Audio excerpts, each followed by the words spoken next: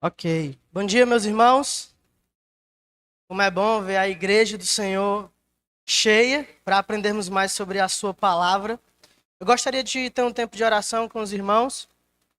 Aproveitar e orar também pelo pastor Sandro e família. Que Deus continue abençoando eles. E também pela aula de hoje. Oremos. Senhor, nosso Deus, nosso Pai, nós queremos te agradecer por mais um dia, pelo dia do Senhor, pelo privilégio de estarmos aqui na tua casa. Te agradecemos, Pai, porque o Senhor tem cuidado de nós, o Senhor tem nos abençoado de todas as formas. Te agradecemos porque o Senhor nos trouxe para cá para te louvar, te adorar e aprender mais sobre ti. Que possamos fazer isso essa manhã, continuar fazendo aos pés da tua palavra. Queremos chorar também pela vida do pastor Sandro e família, especialmente pelo Esdrinhas. Que o Senhor continue abençoando, cuidando deles. Logo, logo eles estejam bem, 100% recuperados e em casa, para que possamos cultuar ao Senhor juntos com os nossos amados irmãos. Fala conosco essa manhã, o que te pedimos, em nome de Jesus. Amém. Amém, meus irmãos. Então, como vocês lembram, na última aula da escola bíblica, nós concluímos o panorama do Antigo Testamento com o pastor Vladimir, no livro de Malaquias. E o panorama do Novo Testamento vai ficar só para o próximo ano, tá? Só que nós percebemos a necessidade de falar sobre algumas questões, alguns assuntos pertinentes que vão fazer a relação entre um e outro. Então eu diria que aqui vai ser uma espécie de também uma introdução ao panorama do Novo, ainda que nós vamos ver a Bíblia como um todo aqui, tá certo? E aí eu coloquei esses 4 temas aí, bem gerais, para a gente poder pensar um pouco mais sobre isso. E antes de nos aprofundarmos em textos mais especificamente, e aí eu gostaria da interação dos irmãos, né? Os microfones estão disponíveis, né? Pronto. Eu gostaria de trazer 4 definições aqui, uma definição sobre cada uma dessas palavras, para a gente seguir na nossa aula nessa manhã. Vão ser direcionadas 3 aulas para esses assuntos aqui, tá?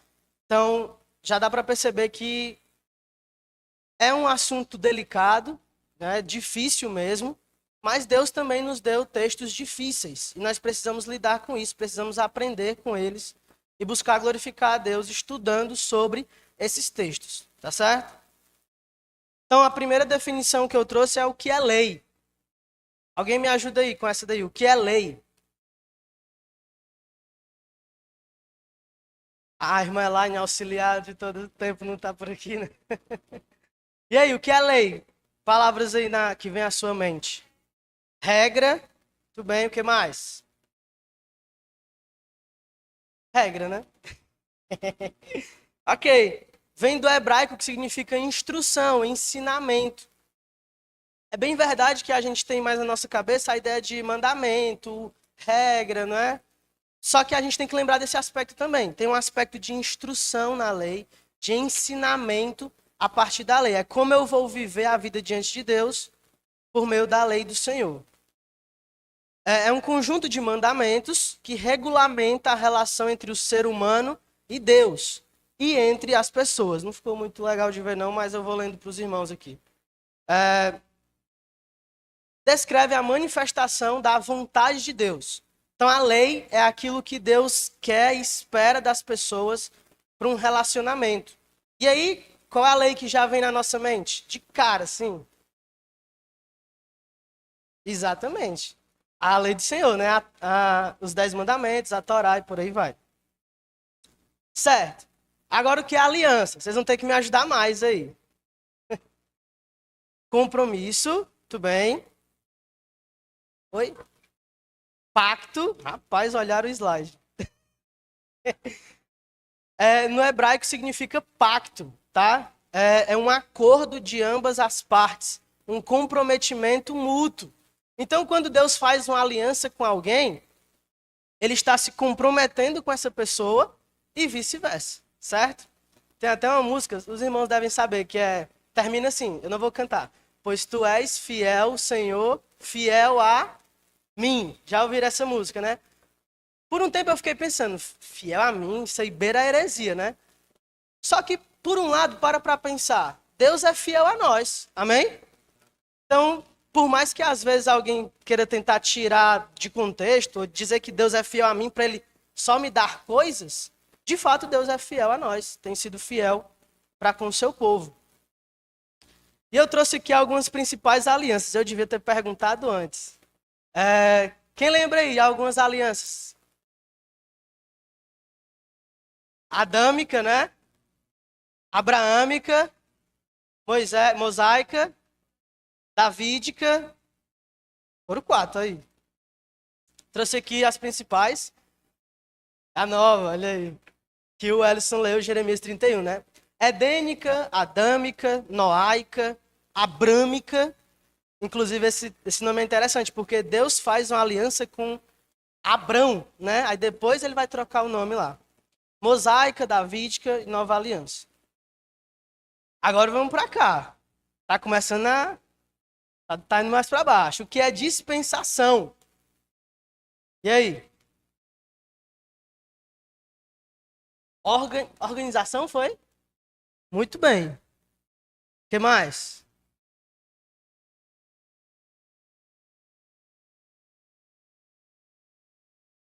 Já foi muito bem, ó. É uma palavra que vem do grego, né? Economia, gestão, administração. Tem esse aspecto de organização. Seria uma forma de Deus lidar com o homem de acordo com sua reação a revelações específicas. Então, Deus se revela ao homem, o homem vai reagir de alguma forma a essa revelação, e aí Deus vai lidar com isso. Alguns teólogos vão dizer que existiram várias dispensações, eles não se encaixam num número específico. Tá? A maioria eu diria que vão falar de 7 dispensações, talvez para tentar alinhar com as 7 alianças. Mas enfim, ou seja, em vários momentos da história, Deus vai lidar com o homem de forma diferente, de acordo com a reação à revelação que foi entregue a ele. Isso quer dizer que Deus muda? O que é que vocês acham? Não. Deus não pode mudar, ele não está suscetível a melhorias, a mudanças desse aspecto. Mas ele pode lidar com o homem de formas diferentes, que é o caso aqui da dispensação.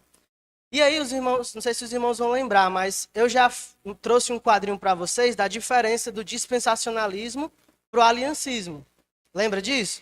E aí eu falei, os dispensacionalistas têm esse nome não necessariamente porque eles defendem as 7 dispensações ou porque eles ignoram as alianças. Não significa isso. E o aliancista também não significa que ele não entende as dispensações e que ele só fica fechado lá nas alianças.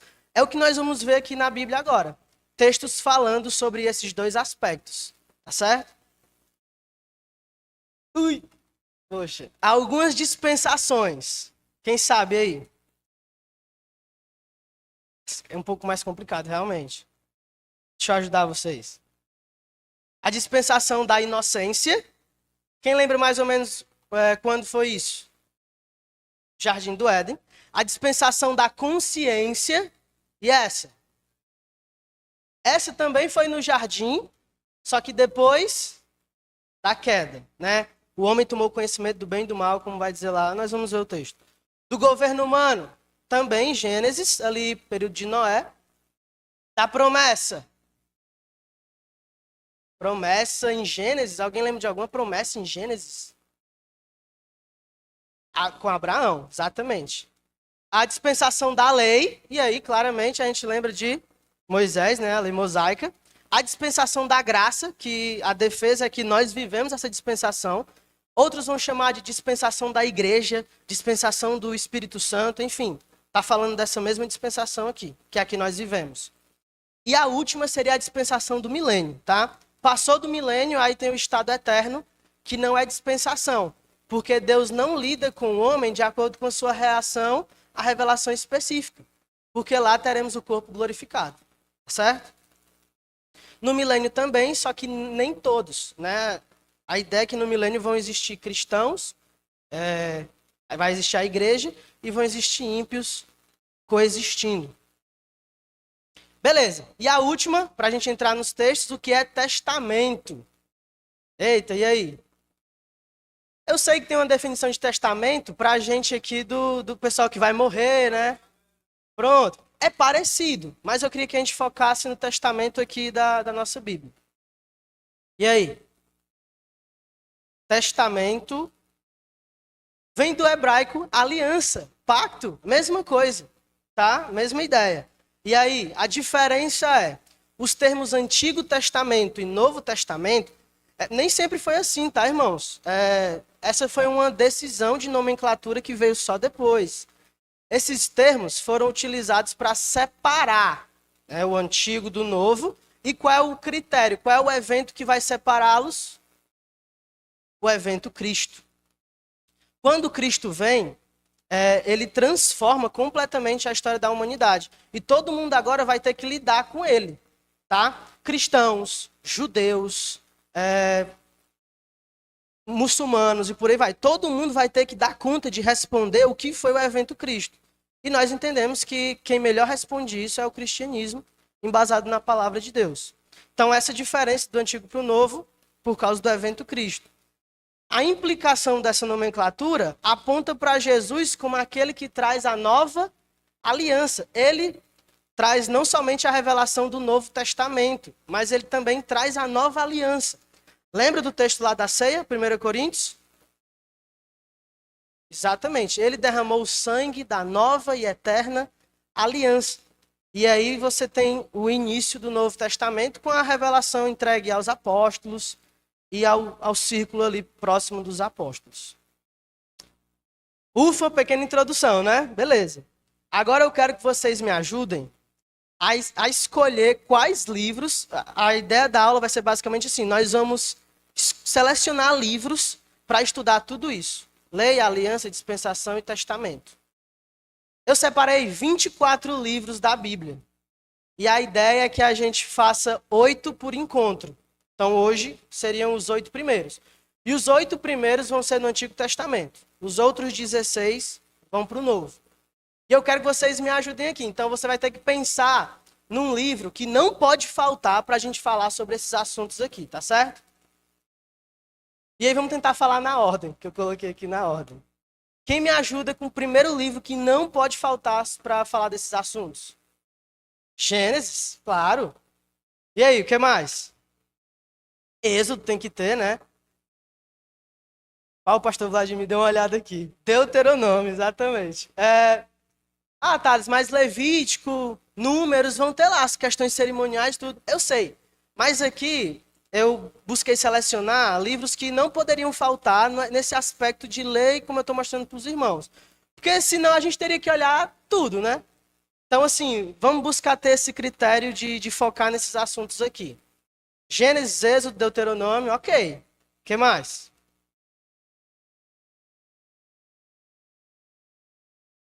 Tem uma aliança firmada com um certo rei. Eita, entreguei. 2 Samuel, muito bem. Que mais? Isaías. Que mais? O Elcio leu, né? Jeremias. Que mais?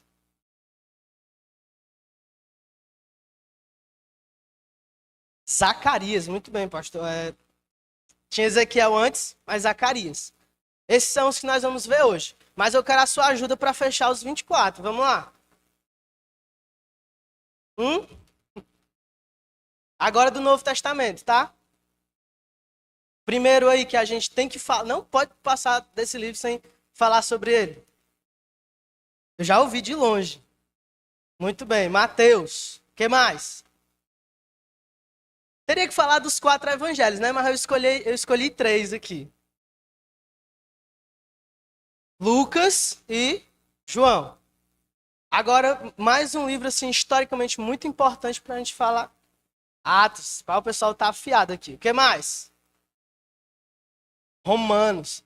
Irmãos, eu estava fazendo uma leitura. Romanos é o texto que eu exponho, né? Mas eu estava fazendo uma leitura de Romanos. Praticamente todos os capítulos vai falar sobre esses assuntos que a gente está conversando aqui. Incrível. Próximo. Se o pastor Clesiano tivesse aqui, o que ele diria? Ele tá dando aula nos jovens. 1 Coríntios, e aí de quebra também 2 Coríntios. O que mais? Gálatas. Esse livro aqui também, quase todo, assim, vai falar sobre o que a gente está conversando aqui. O que mais? Efésios. Tem uma palavra que a gente viu aqui, que ela vai aparecer em Efésios, e vai ser crucial para a gente abordar esse aspecto da teologia. Dispensação, certo? Próximo. Até agora eu tô indo bem, viu? Muito bem. Hebreus vai ter, a Letícia já botou, mas vamos esperar um pouquinho. Colossenses.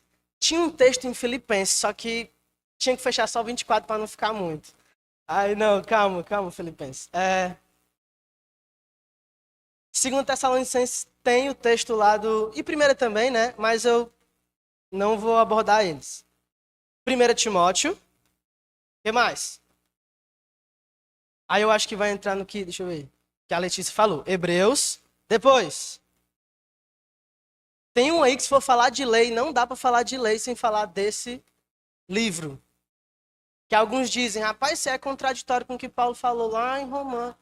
Ah, Tiago. O que mais? Estamos chegando perto.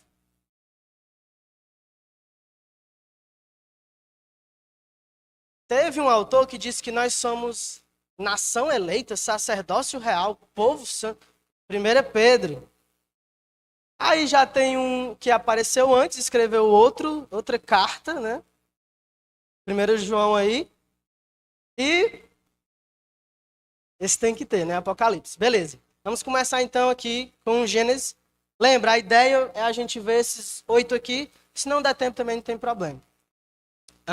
E aí vocês vão ter que me ajudar nas leituras, tá? Vamos começar com a dispensação da inocência? Acho que a melhor forma de começar a ver a Bíblia seria em Gênesis capítulo 1.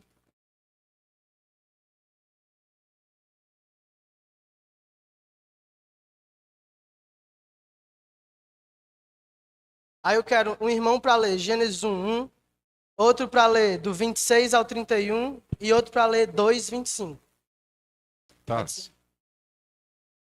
Antes de entrar aí na leitura, qual a visão do judeu acerca disso, desse tema da aliança, dispensações?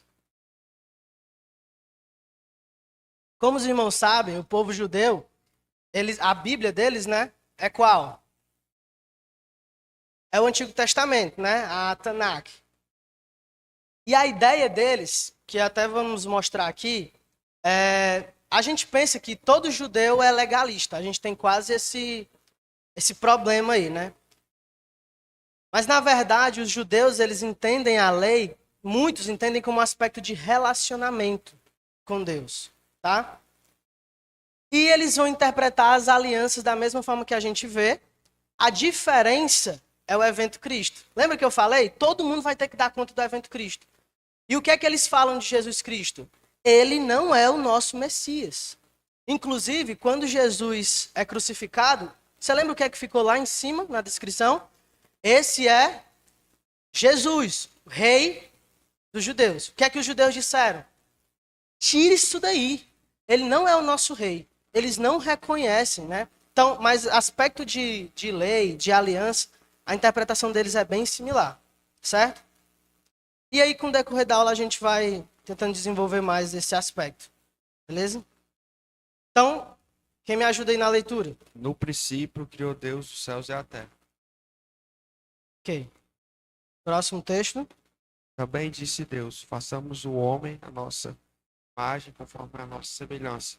Tenha ele domínio sobre os peixes do mar, sobre as aves dos céus, sobre os animais domésticos, sobre a terra e sobre todos os répteis que rastejam pela terra. Criou Deus, pois, o homem à sua imagem, a imagem de Deus os criou. Homem e mulher os criou. E Deus os abençoou e lhe disse, sede fecundos, multiplicai-vos, enchei a terra e sujeitai-a. Dominai sobre os peixes do mar, sobre as aves dos céus e sobre todo animal que rasteja pela terra. E disse Deus ainda, eis que vos tenho dado todas as ervas que dão semente e se acham na superfície de toda a terra e todas as árvores que há fruto que dê semente. Isso vos será para mantimento. E a todos os animais da terra, e a todas as aves dos céus, e a todos os répteis da terra, em que há fôlego de vida. Toda erva verde lhe será para mantimento. E assim se fez. E Deus tudo quanto fizera, e eis que era muito bom. Houve tarde e manhã o sexto dia. 2:25. Ora, um e outro, o homem e sua mulher, estavam nus e não se envergonhavam. Ok. Vamos tentar trazer alguns aspectos desses textos aqui. Primeiro texto que a gente viu, Deus criou todas as coisas. Esse segundo texto agora vai falar da formação do homem. Façamos o homem segundo a nossa imagem e semelhança. E aí Deus vai dar algumas ordens, tá? Vocês vão ser fecundos, vocês vão se multiplicar, encher a terra. E vocês vão dominá-la, sujeitá-la, tá? Inclusive, essa é uma das diferenças, né? Eu dou aula no 5º ano e os meus alunos ficam, não sou o homem, não é animal, não? Eu digo, não é. Por quê? Ele não está na mesma categoria dos outros seres. A ele foi dada a autoridade, o domínio, para ele ser um vice-regente, para ele governar. E a ideia de Deus era expandir o Éden, né? Era fazer com que toda a terra ficasse cheia do conhecimento, da glória de Deus, todos refletindo a sua imagem. E isso vai acontecer, certo? Nós aguardamos esse cumprimento. Só que a questão é o quê? Aqui não aconteceu, por causa que a gente vai ver no próximo texto. E o outro texto lido, deixa eu só ver se tem mais alguma coisa aqui. Ok. O outro texto lido, 2:25, vai dizer que eles estavam nus e não se envergonhavam. Então, a ideia é que nessa dispensação da inocência, eles não conhecem o bem e o mal como nós conhecemos hoje, porque eles não tinham pecado ainda. Já existia pecado no mundo? Bem, em Gênesis 1:31, viu Deus tudo quanto fizeram e eis que era muito bom. Ainda não. Mas a dúvida fica, quando é que Satanás é expulso do céu e por aí vai? Tem que ser entre aqui, Gênesis 2 e 3, porque ele já aparece no Éden para tentar o ser humano. Então, de fato, quando Adão e Eva eles tomam o fruto, nós vamos ver que essa dispensação encerra, tá certo? Aí nos versos 15 ao 17 do capítulo 2, nós temos a aliança edênica. Quem lê pra gente? Tomou, pois, o Senhor Deus ao homem e o colocou no jardim do Éden para cultivar e o guardar. E o Senhor Deus lhe deu esta ordem: de toda a árvore do jardim comerás livremente, mas da árvore do conhecimento do bem e do mal não comerás, porque no dia em que dela comeres, certamente morrerás. Ok. Lembra, toda dispensação tem que ter uma revelação, e aí eles vão reagir a isso, e Deus vai lidar com essa reação. Aqui, qual é a revelação que Deus entrega para eles? Existe uma árvore que vocês não podem tocar. Alguns até perguntam, para que Deus colocou essa árvore lá, se eles não poderiam tocar? Irmão, você concorda comigo que a aliança é mútua? Lembra que a gente viu o aspecto da aliança? Tem que ser mútuo. Se não houvesse algo para quebrar a aliança, como é que a gente ia saber que aquilo era mútuo? Se não existe um aspecto de desvinculamento, né? Eu vou me desvincular a essa aliança, então não é por vontade. O Éden seria então uma prisão e não um jardim. Então, tem que ter esse aspecto de eu não quero mais fazer parte dessa aliança. Oi? Pronto, livre-arbítrio, né? Acabou, vai acabar aqui já. Beleza, então a aliança edênica aí. E aí como é que eles reagem a essa revelação? Eles quebram. E aí Deus vai lidar com isso. Beleza. Nós temos também a dispensação da consciência. 3, versos 6 e 7.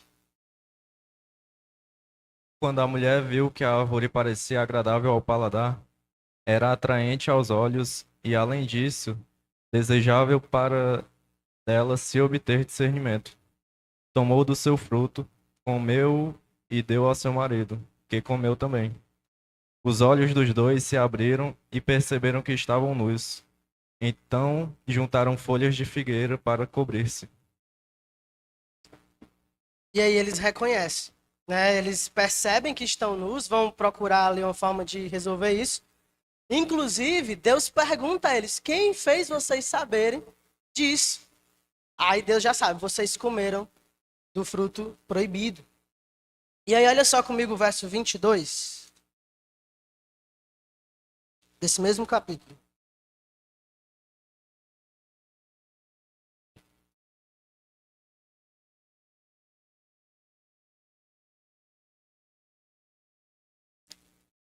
Misericórdia, deixa eu ler então. Então disse o Senhor Deus: eis que o homem se tornou como um de nós, conhecedor do bem e do mal. Assim que não estenda a mão e tome também da árvore da vida e coma e viva eternamente. Esse texto é difícil, tá, de interpretar. O que seria se tornou como um de nós, conhecedor do bem e do mal. No aspecto prático, Deus não conhece o mal. Por quê? Porque ele não pratica o mal. Isso é contrário à sua natureza. Mas Deus sabe de toda a maldade que existe no mundo. Então, talvez seja nessa perspectiva aí. Aí Deus diz, né? Eu vou tirar a árvore da vida para ele não comer e ficar condenado eternamente, né? Nessa vida de pecado. Então, você já vê a misericórdia de Deus aí. Beleza. Aliança adâmica agora. 3, vamos voltar um pouquinho, né? 15 ao 19. Deixa eu ler esse texto também. Porém, inimizade entre ti e a mulher, entre a tua descendência e o seu descendente.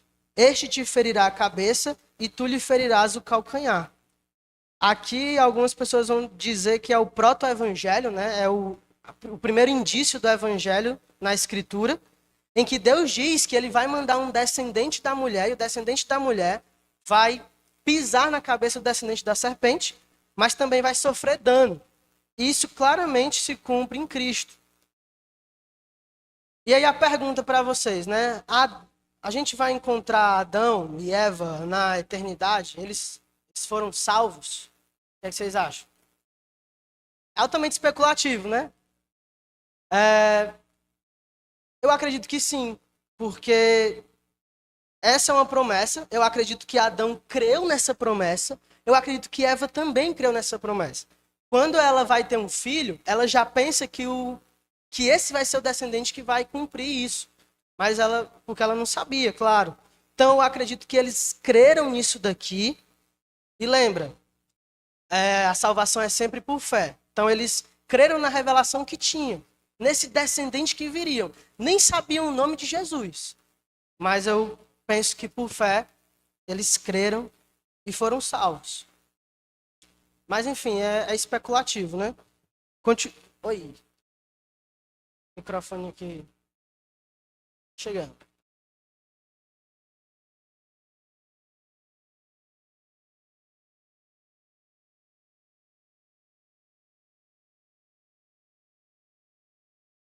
Oi. Sim, a gente interpreta esse texto aí, né, de que ele iria pisar na cabeça da serpente, mas a serpente ia ferir o seu calcanhar, né? E aí a gente olha para Cristo, aquela cruz, né? Que aí ele é morto pelos nossos pecados, né? Mas aí ele derrota, vamos dizer assim, o pecado, Satanás e tudo mais. Então, claramente aí a gente vê que precisou alguém sofrer mortalmente para dar a nossa salvação, Cumprir a promessa. cumprir a promessa, tá certo. Porém, um dos aspectos que os judeus não creem que Jesus é o Messias é justamente porque ele morre. Porque eles acreditam que o Messias não vai morrer. Então, como que eles interpretam, né, esse texto? Se você tem como saber e tal. Não, eu não pesquisei isso. Realmente não sei como eles interpretam, não. Oi.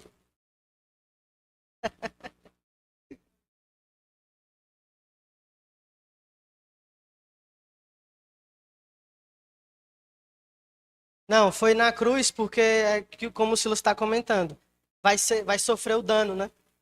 Então, na escatologia futura, Jesus não sofre mais dano. Ele já sofreu. Boa pergunta. Deixa eu continuar, verso 16. E a mulher disse: multiplicarei sobremodo os sofrimentos da tua gravidez. Em meio de dores darás à luz filhos. Teu desejo será para o teu marido e ele te governará. E a Adão disse: visto que atendeste à voz de tua mulher e comeste da árvore que eu te ordenara não comesse, maldita é a terra por tua causa. Em fadigas obterás dela o sustento durante os dias de tua vida. Ela produzirá também cardos e abrolhos, e tu comerás a erva do campo. No suor do rosto comerás o teu pão, até que tornes a terra, pois dela foste formado. Porque tu és pó, e ao pó tornarás. Quais são as promessas aqui?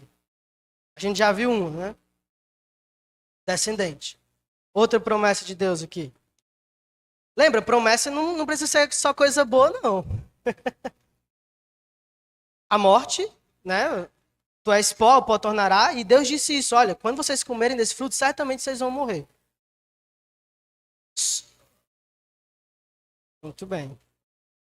Sofrimento da mulher, questão dos filhos, né? Sofrimento do homem no trabalho. Isso. Lembra, percebe aqui, o trabalho não é a maldição.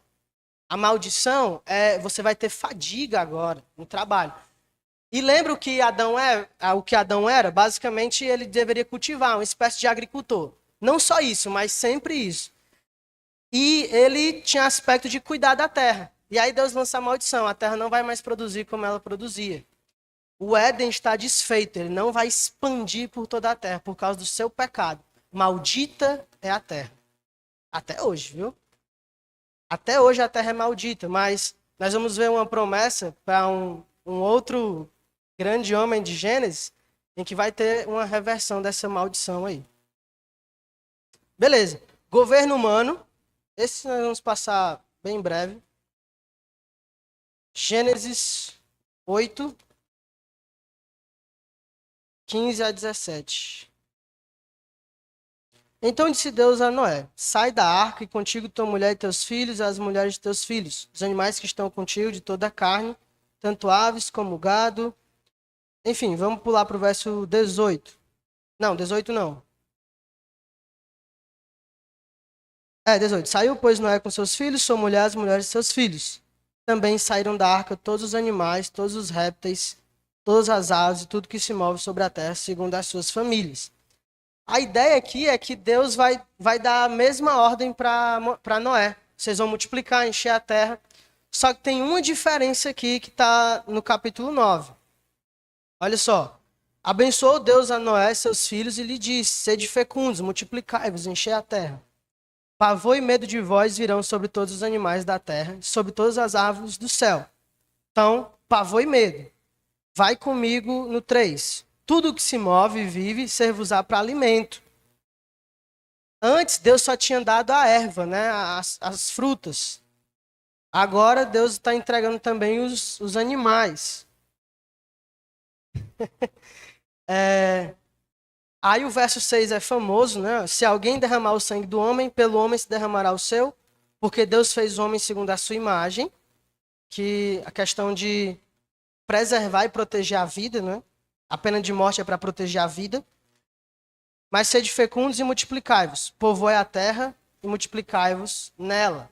E aí dá-se início o governo humano, que falha na Torre de Babel. Tá? A aliança que Deus faz com Noé tá do verso 8 ao 17. Não vamos ler, mas só para deixar registrado aí. Deus diz: eu nunca mais vou destruir a terra com um dilúvio, com água. E aí ele coloca o arco lá no céu como lembrete da aliança que ele fez com Noé. E os últimos textos que nós vamos ver aqui, a aliança abrâmica. Capítulo 12. Gênesis era o que tinha mais textos mesmo, tá? Diz assim. Alguém quer ler? Ora, disse o Senhor a Abraão: sai da tua terra, da tua parentela e da casa de teu pai, e vai para a terra que te mostrarei. De ti farei uma grande nação, e te abençoarei, e te engrandecerei o nome. Sê tu uma bênção. Abençoarei os que te abençoarem e amaldiçoarei os que te amaldiçoarem. Em ti serão benditas todas as famílias da terra. Benditas, benditas, bênção, abençoarei. Isso é contrário a alguma coisa que a gente viu. Isso é contrário à maldição. Aqui vai ter uma reversão, tá? Por causa do descendente. Inclusive o texto de Gálatas ele vai focar nisso. É o descendente, no singular. Outra coisa que os irmãos percebem aqui. Essa aliança com Abrão, ela é condicional ou incondicional? Pergunta que vai definir aí, vai separar basicamente ideias. Ela é incondicional. Porque Deus diz o que Abrão deve fazer e ele já dá as promessas, tá? Você vai sair da tua terra, da tua parentela. As pessoas perguntam, mas se ele não saísse, esse se aí não acontece, né? Não dá para fazer história, teologia, muitas vezes no si. O que é que acontece? Que Abrão crê e sai. Mas ela é incondicional porque Deus diz, eu vou te abençoar. Isso define porque o pessoal que vai dizer que ela é condicional vai dizer que vai defender a salvação por obras. De algum aspecto, Abrão foi salvo porque ele obedeceu. Tudo bem, ele obedeceu, mas isso foi uma reação ao que era interno. Mas eu vou deixar aqui outros textos a gente veja um pouco mais sobre isso, Tiago principalmente. Aqui nós temos então a aliança abrâmica. Olha só o capítulo 15. Depois desses acontecimentos, veio a palavra do Senhor a Abraão numa visão e disse: Não temas, Abraão, eu sou o teu escudo, o teu galardão será sobremodo grande. Respondeu Abraão: Senhor Deus, que me haverás de dar se continuo sem filhos e herdeiros da minha casa e o Damasceno é o Damasceno Eliezer? Disse mais Abraão: A mim não concedeste descendência, e um servo nascido na minha casa será o meu herdeiro. E isto respondeu logo o Senhor, dizendo: Não será esse o teu herdeiro, mas aquele que será gerado de ti será o teu herdeiro. Então conduziu-o até fora e disse: Olha para os céus e conta as estrelas, se é que o podes. E lhes disse: Será assim a tua posteridade. Ele creu no Senhor, e isto lhe foi imputado para a justiça. Amém.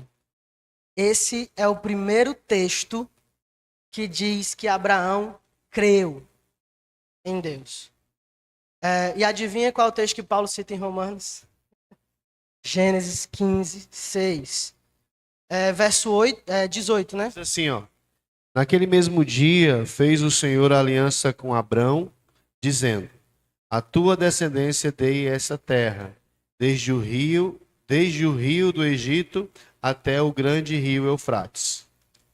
Aliança, né?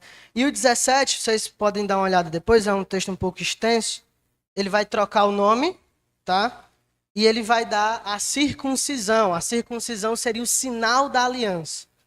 E aí um aspecto interessante para os irmãos perceberem é que Deus faz a aliança com Abraão sendo ele incircunciso. Depois ele vai se circuncidar. Então, a circuncisão, os mandamentos, as leis, nós vamos ver que não são formas de entrar na aliança. São formas de mostrar para Deus que eu quero permanecer na aliança com o Senhor. Já algo completamente diferente do que muitas vezes a gente pensa, né? O judeu não precisava entrar em aliança nenhuma. Ele precisava permanecer, mostrando para Deus o seu desejo de continuar nesse pacto com o Senhor. Mas a gente sabe que os judeus quebraram essa aliança. Beleza. Carlos, Oi. com relação a essa ser condicional ou incondicional, em relação às promessas, todas essas promessas se encaixariam na parte incondicional? Outra coisa, a aliança, como você fala sobre que é um pacto entre dois lados, né? Ela também não seria incondicional por parte de Deus? Exatamente. Concordo com isso daí. Eu acredito que todos os pontos da aliança são incondicionais. Tem uma que é condicional que a gente vai ver já já. Quem sabe? a lei mosaica, né? A aliança com Moisés. Nós vamos ver aqui, mas eu concordo com isso daí. Êxodo, aliança mosaica. Vamos ver primeiro o propósito da aliança, capítulo 19, versos 1 a 6. Diz assim: No terceiro mês da saída dos filhos de Israel da terra do Egito, no primeiro dia desse mês, vieram ao deserto do Sinai. Tendo partido de Refidim, vieram ao deserto do Sinai, no qual se acamparam. Ali, pois, se acampou Israel em frente do monte. Subiu Moisés a Deus, e do monte o Senhor o chamou e lhe disse: Assim falarás à casa de Jacó e anunciará aos filhos de Israel. Percebeu os dois aspectos aqui? Casa de Jacó, filhos de Israel. Sinônimo, mas vocês vão perceber como isso é importante para a gente olhar os outros textos. Verso 4. Tendes visto o que fiz aos egípcios, como vos levei sobre asas de águia e vos cheguei a mim. Agora, pois, viu? Se diligentemente ouvirdes a minha voz e guardardes a minha aliança, então sereis a minha propriedade peculiar dentre todos os povos, porque toda a terra é minha. Vós me sereis reino de sacerdotes e nação santa. São estas as palavras que falarás aos filhos de Israel. A ideia de Deus era que eles fossem o sacerdócio. O que é que um sacerdote deve fazer? Mediação. Era a nação que faria a mediação entre Deus e as outras nações. Problema de Israel. Eles não perceberam isso. Ou ignoraram, ou não quiseram cumprir isso. Porque muitos deles não se viam como resgatadores dos gentios. Eles se viam como inimigos dos gentios. Esse nunca foi o plano de Deus. Deus disse: vocês vão se separar dos gentios, não vão casar com nações estranhas para preservar o sacerdócio de vocês. Eles falharam nisso. Então, Deus está dizendo: se vocês guardarem isso, vocês vão ser a minha nação santa, propriedade peculiar. Reino de sacerdotes. Mas não fizeram, infelizmente. Olha, capítulo 20, do 1 ao 17, vão ter os mandamentos, tá? Nós também não vamos ler. Só para título de curiosidade aí dos irmãos. Aqui também, no restante do livro de Êxodo, nós vamos ver os aspectos cerimoniais. Sacrifícios, sacerdotes, tabernáculo. Isso em Levítico e Números também, tá? Como eu falei, Gênesis era o mais demorado mesmo. Tudo bem até aqui? Deuteronômio? Beleza. Primeiro texto para falar de lei em Deuteronômio. Esse aí a gente vê só direto. Um tal de chamar. Alguém sabe o capítulo mais ou menos? Deuteronômio capítulo 6. Quem lê aí do verso 4 ao 9? Ouve, Israel, o Senhor nosso Deus é o único Senhor. Amará, pois, o Senhor, teu Deus, de todo o teu coração, de toda a tua alma, de toda a tua força. Estas palavras que hoje te ordeno estarão no teu coração. Tu as inculcarás a teus filhos e delas falarás, assentado em tua casa, e andando pelo caminho, e ao deitar-te e ao levantar-te. Também as atará como sinal na tua mão, e te serão por frontal entre os olhos, e as escreverá nos umbrais da tua casa e nas tuas portas. Isso aqui é interessante porque, lembra, Deus faz uma aliança com Abrão, né? Seria Abraão, mas também ele faz uma aliança com a descendência de Abraão. Muito ligado com o que o pastor Tiago falou quando ele veio aqui, que uma geração só não dá conta. Não dá conta de adorar a Deus, de glorificá-lo completamente. Então, vai passando para as outras gerações. E até chegar no descendente, que é o cumprimento, mas vai expandir até chegar a nós. Então, meus irmãos, a gente precisa entender esse texto do Shema como Deus dizendo: você não dá conta. Você precisa passar para as gerações seguintes. E por aí vai. Para que a terra se encha do conhecimento do Senhor em todos os aspectos. Deus não quer salvar apenas uma geração. Ele quer salvar as gerações, as descendências de uma forma geral. Versos 20 ao 25. Quando teu filho no futuro te perguntar dizendo: que significam os testemunhos, estatutos e juízos que o Senhor, nosso Deus, vos ordenou? Então dirás a teu filho: éramos servos de Faraó no Egito. Porém o Senhor de lá nos tirou com poderosa mão. Aos nossos olhos fez o Senhor sinais e maravilhas, grandes e terríveis, contra o Egito e contra Faraó e toda a sua casa. E dali nos tirou para nos levar e nos dar a terra que sob juramento prometeu a nossos pais. O Senhor nos ordenou cumpríssemos todos esses estatutos e temêssemos o Senhor nosso Deus, para o nosso perpétuo bem, para nos guardar em vida, como tem feito até hoje. Será por nós justiça quando tivermos cuidado de cumprir todos esses mandamentos perante o Senhor nosso Deus, como nos tem ordenado. Esse texto aqui, somente do 24 e o 25, a gente percebe um aspecto que a gente vai perceber depois também em outros textos, que é: o judeu não deveria cumprir a lei para ser salvo. Não sei se você percebeu isso aqui. Deus já fez a aliança com eles, Deus já os tirou do Egito, os salvou, eles são nação santa. Eles deveriam cumprir os estatutos para quê? Para o nosso perpétuo bem, para nos guardar em vida, como tem feito até hoje. A ideia da lei e desses aspectos de relacionamento com Deus envolvia eles serem uma nação santa, povo de sacerdócio real. Só que a gente muitas vezes pensa que a lei é para salvar. A lei nunca salvou ninguém. E nunca vai salvar. A lei deve permanecer lá. Para quê? Para mostrar para as pessoas: vocês não conseguem.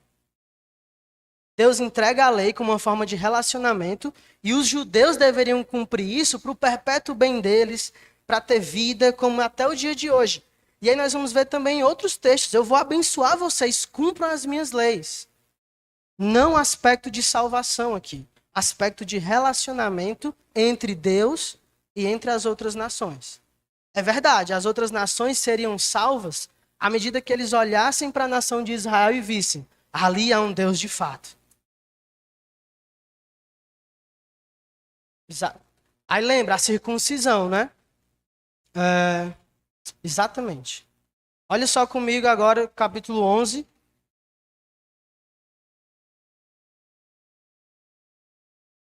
Uns textos meio longos, né? É assim mesmo, irmãos. Eis que hoje eu ponho diante de vós a bênção e a maldição. A bênção quando cumpris os mandamentos do Senhor, vosso Deus, que hoje vos ordeno. A maldição se não cumpris os mandamentos do Senhor, vosso Deus, mas vos desviardes do caminho que hoje vos ordeno para seguirdes outros deuses que não o conhecestes. E aí vai falar do Monte Ebal, Monte Gerizim, enfim. Bênção e maldição. No capítulo 30, tem uma aliança aí que talvez os irmãos nunca ouviram falar sobre esse termo, né? A aliança palestiniana. Eu também tenho minhas dúvidas se essa é uma nova aliança ou seria só uma repetição. Mas aqui, nesse texto, fica mais claro a questão da terra.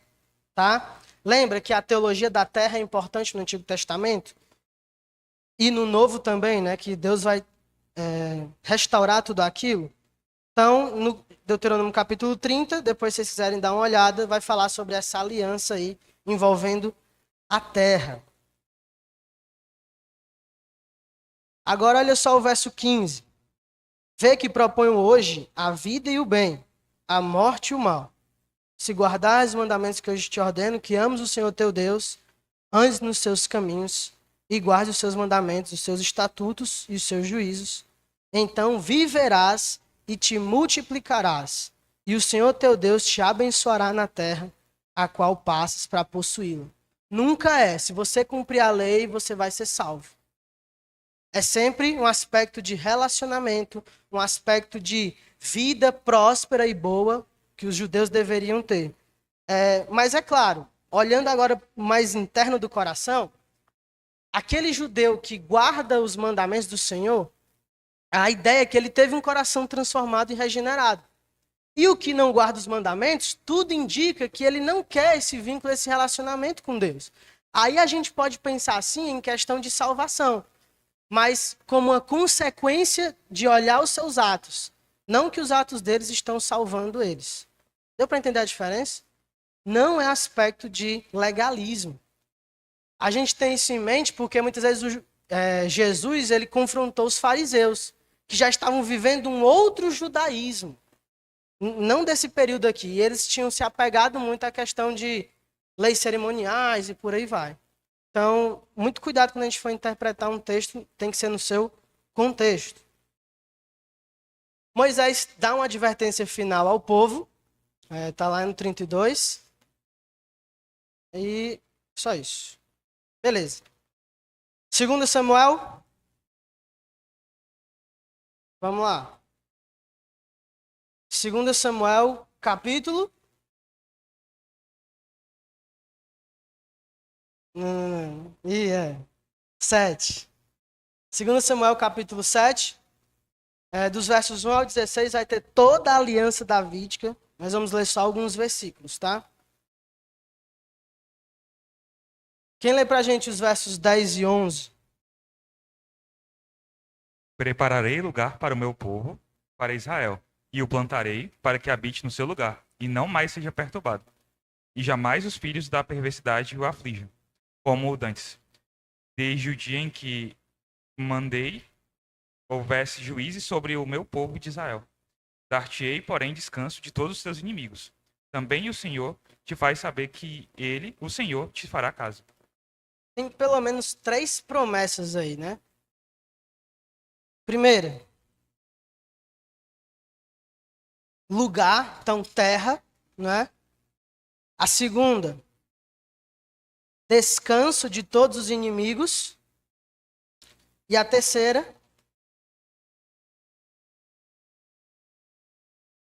o Senhor te fará casa. Falando para Davi. Davi queria fazer uma casa para Deus. Ele disse, vai ser o contrário. Eu vou te fazer casa. Uma dinastia inteira da linhagem davídica. Olha só agora, do 12 ao 15. Quando teus dias se cumprirem e descansares com os teus pais, então farei levantar depois de ti o teu descendente, que procederá de ti. Estabelecerei o seu reino. Ele edificará uma casa ao meu nome, e eu estabelecerei para sempre o trono do seu reino. Eu lhe serei por pai, e ele me será por filho. Se vier a transgredir, castigá-lo-ei com varas de homens e com açoites de filhos de homens. Mas a minha misericórdia se não apartará dele, como a retirei de Saul, a quem tirei de diante de ti. Texto difícil, tá? Não sei se vocês perceberam, mas às vezes você fica, né? Parece que está falando de Salomão, parece que está falando de Jesus. Salomão não dá conta disso daqui, mas Jesus não tinha a possibilidade de transgredir, né?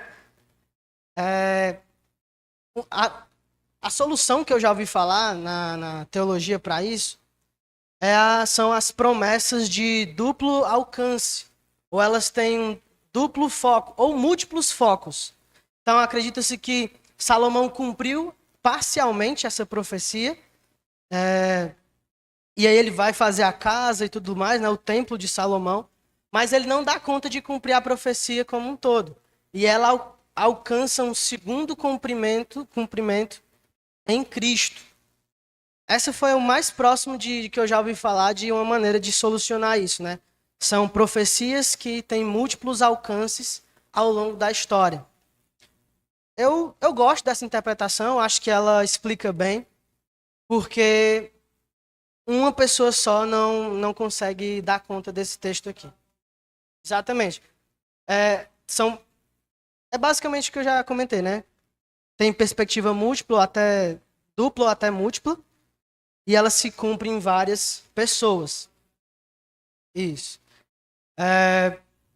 E aí, meus irmãos, a gente tem que tomar muito cuidado com textos assim, porque a gente precisa ver o que é que já foi cumprido, o que é que ainda falta ser cumprido, até para a gente ter a perspectiva de o que é que eu preciso esperar ainda, não é?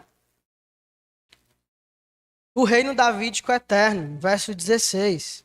Porém, a tua casa e o teu reino serão firmados para sempre diante de ti. Teu trono será estabelecido para sempre. Salomão deu conta aqui? Salomão morreu, tá? Aqui nós claramente percebemos aqui Deus falando com Davi sobre o seu descendente eterno, que vai firmar um trono eterno para sempre diante de ti. Jesus está sentado nesse trono aqui, de 2 Samuel 7:16. Agora, não. Ele está sentado à destra do Pai, mas ele vai voltar, vai sentar no trono davídico, dando cumprimento aqui, e aí vai dar surgimento ao reino milenar, o reino milenar vai se desenrolar no estado eterno.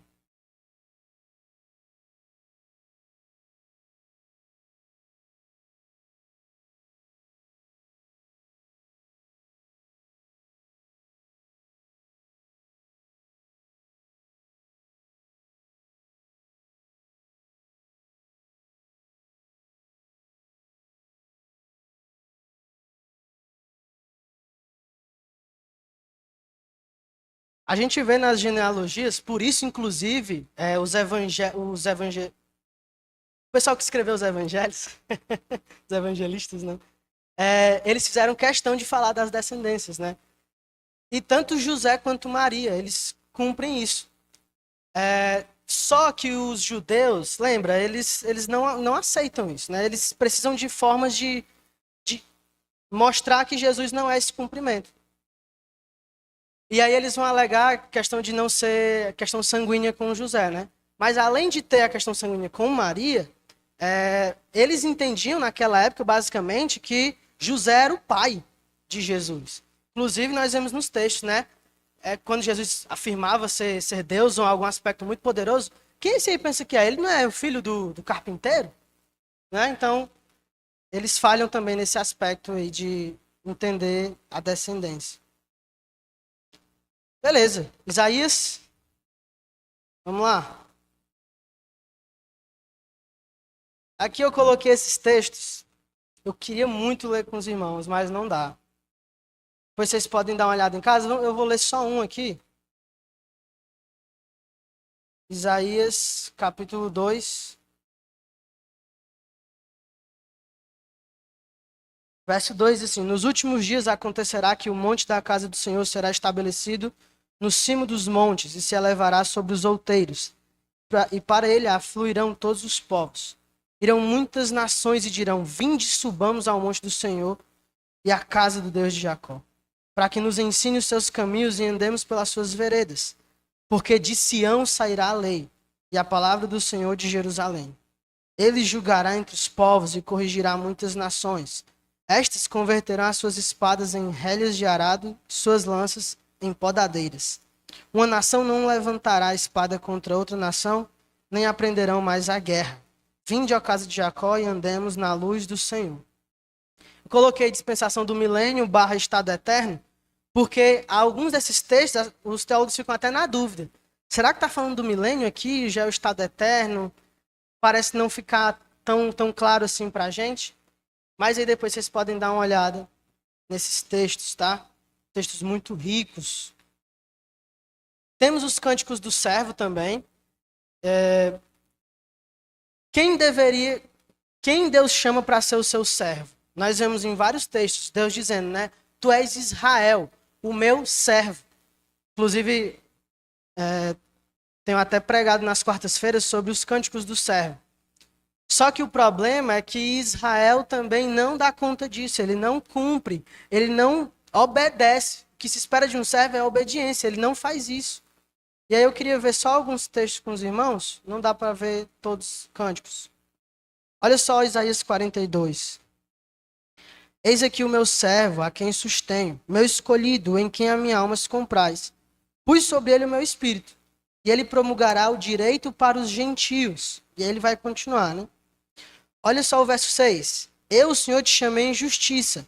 Tomar-te-ei pela mão, te guardarei. E te farei o quê? Mediador da aliança com o povo e luz para os gentios. para abrir os olhos aos cegos, para tirar da prisão o cativo e do cárcere os que jazem em trevas. Muito semelhante ao que Jesus faz quando ele vem e traz os cumprimentos das profecias. Então aqui o povo judeu não dá conta disso. Olha só comigo 49. Isaías 49.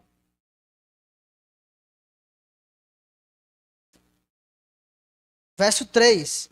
E me disse, tu és o meu servo, és Israel, por quem hei de ser glorificado. Eu mesmo disse, debalde tenho trabalhado inútil e vãmente gastei as minhas forças. Todavia o meu direito está perante o Senhor, a minha recompensa perante o meu Deus. Deus diz para Israel, vocês são o meu servo. E eles parecem reconhecer sua fraqueza, sua falha. Verso 5. Mas agora diz o Senhor que me formou desde o ventre para ser seu servo. Parece que Deus está arrumando um novo servo aqui. Para que torne a trazer Jacó e para reunir Israel a ele. Porque eu sou glorificado perante o Senhor e o meu Deus é a minha força. Não pode mais o servo ser Israel, porque esse servo vai restaurar Israel. Verso 6. Sim, diz ele, pouco é o seres meu servo para restaurares as tribos de Jacó e tornares a trazer os remanescentes de Israel. Também te dei como luz para os gentios, para seres a minha salvação até a extremidade da terra. Esse é o servo verdadeiro, que cumpre aquilo que o servo primeiro falhou em fazer. Como é que os judeus vão interpretar isso aqui? Eles acreditam que eles mesmos são os servos do Senhor. Por isso que, Isaías 53, eles não vão ver Jesus, eles vão pensar na nação deles sofrendo por causa de Deus.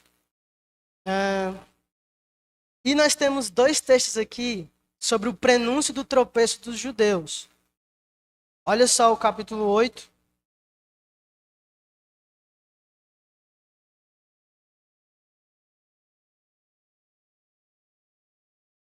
Inclusive, o meu trabalho de conclusão de curso foi nesses textos.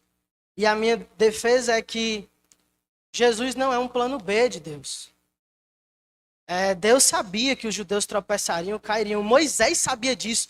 Quando eu morrer, vocês vão se desviar, porque vocês são um povo perverso, de dura cerviz, que não obedecem. Olha só o verso 13. Ao Senhor dos Exércitos, a Ele santificai. Seja Ele o vosso temor. Seja ele o vosso espanto. Ele vos será santuário. Mas será o quê? Pedra de tropeço e rocha de ofensa às duas casas de Israel. Laço e armadilha aos moradores de Jerusalém. Quem vai ser essa pedra de tropeço? O texto está dizendo, o Senhor.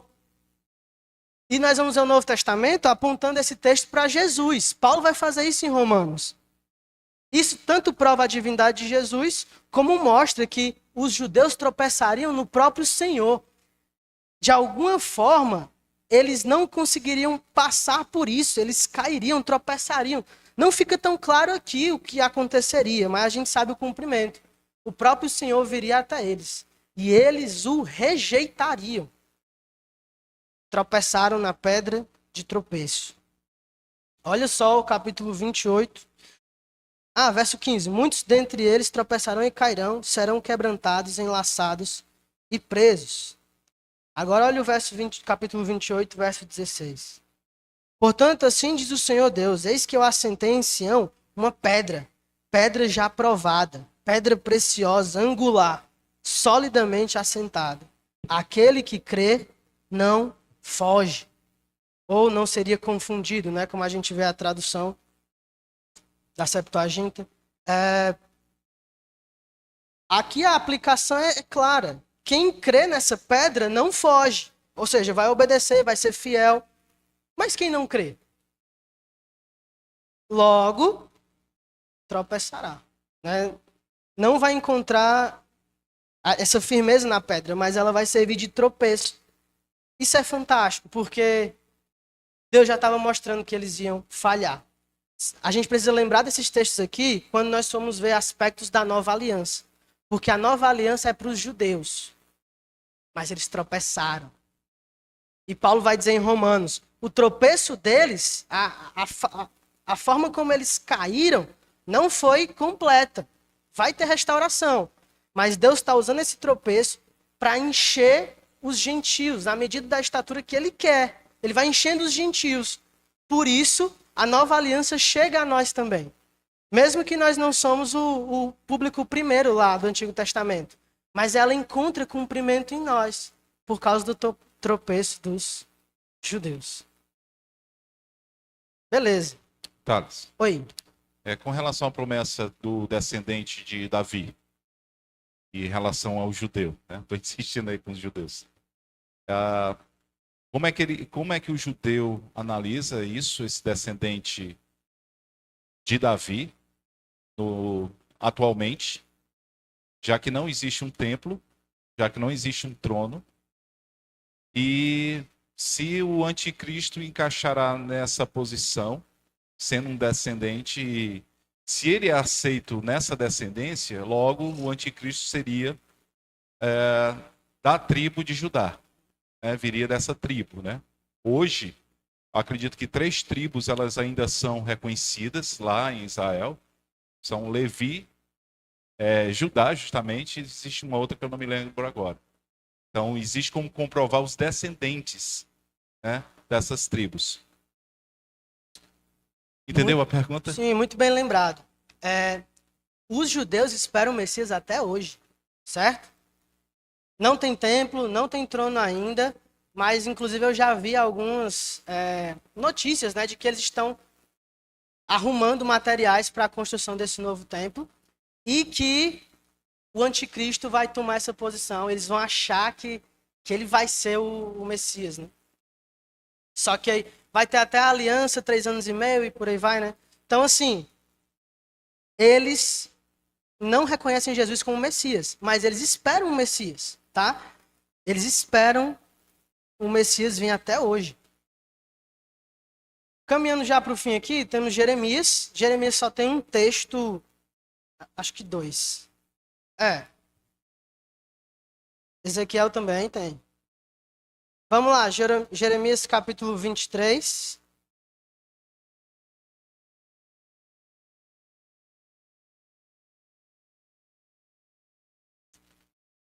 Verso 5 diz assim: Eis que vem dias, diz o Senhor, em que levantarei a Davi um renovo.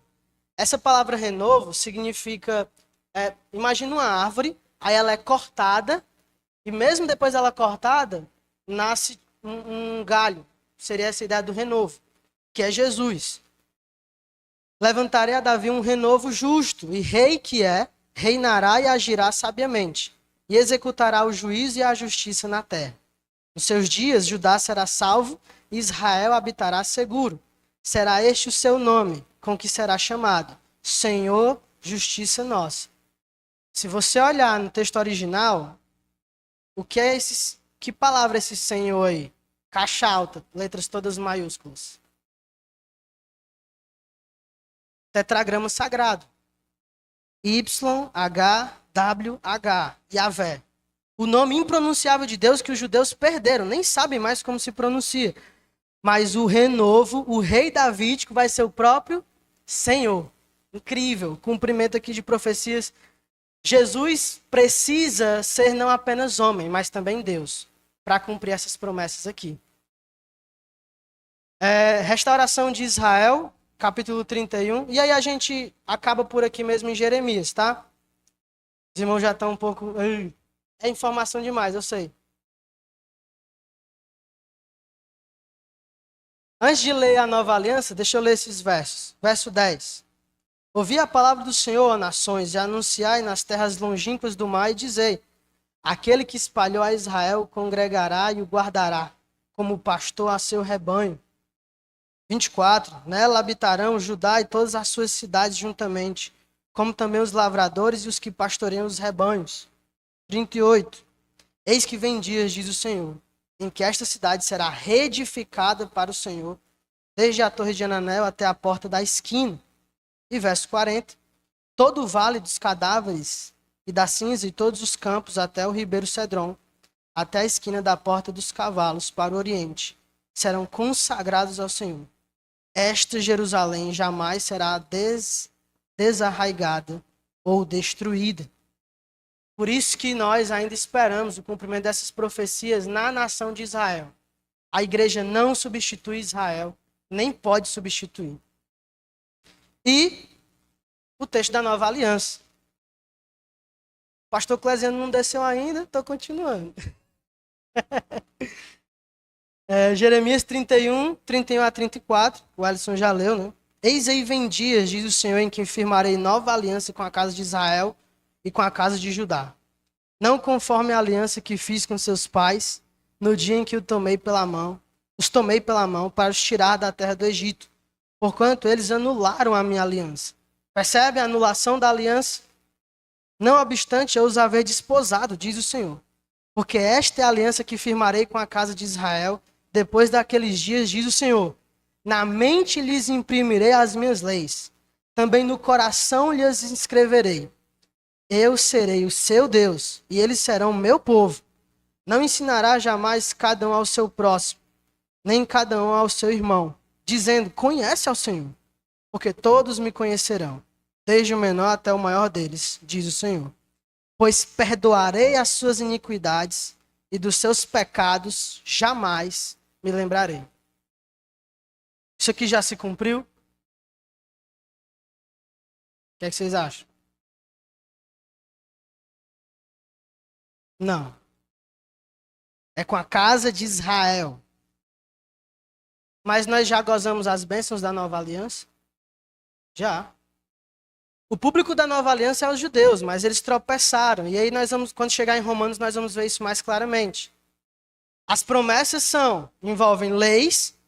Eu vou pegar a minha lei, vou colocar na mente deles e no coração. Lembra o salmista no Salmo 119?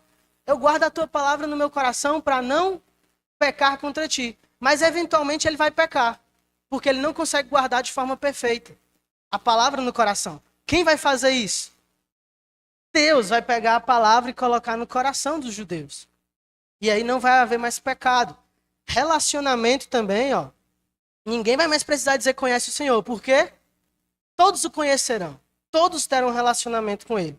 E perdão de pecados, pois perdoarei as suas iniquidades, dos seus pecados jamais me lembrarei. Isso aconteceu com nós, irmãos. Nós tivemos o coração transformado. Nós temos agora esse relacionamento com o Pai por meio de Jesus. E nós recebemos o perdão dos nossos pecados. Incrível. A nova aliança se desdobrando e alcançando povos, nações, tribos, que não é o plano B de Deus. Lá em Isaías já era dito. Vocês são luz para as nações, vocês vão abençoar as nações. Não fizeram. Quer saber? Eu vou fazer. E o próprio Senhor vem, cumpre isso. E agora adivinha só. Por meio do descendente de Abraão, todas as famílias da terra vão ser abençoadas. Incrível, não é? Acho que é um bom lugar para parar. E aí na próxima aula a gente continua a partir de Ezequiel. Amém? Vamos orar. Senhor, te agradecemos por ter aprendido mais sobre a tua palavra. Quantas riquezas insondáveis podemos aprender dela, Pai. Nos ajuda a termos ousadia, termos força, ânimo para estudar cada vez mais a tua palavra, para nos debruçarmos sobre o teu texto sagrado. E que isso mude a nossa vida, que possamos ver como o Senhor nos salvou, como o Senhor nos fez parte do teu reino que o Senhor vai estabelecer em toda a terra. Te agradecemos, Pai, porque o teu renovo já veio. O Messias esperado das nações já chegou. Esperamos ele voltar uma vez mais. Que até a sua volta o Senhor nos ajude a permanecermos fiéis na expectativa do cumprimento final das outras profecias, sabendo que a nossa esperança não falha. Possamos confiar e descansar no Senhor todos os dias da nossa vida. Se nós choramos em nome de Jesus. Amém.